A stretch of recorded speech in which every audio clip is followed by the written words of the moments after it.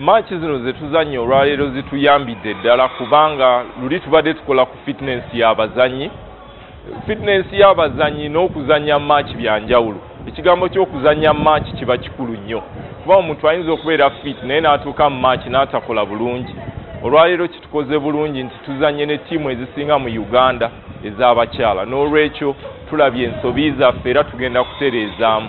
Era kitukoledde ddala bulungi okubeera mu tournament eno.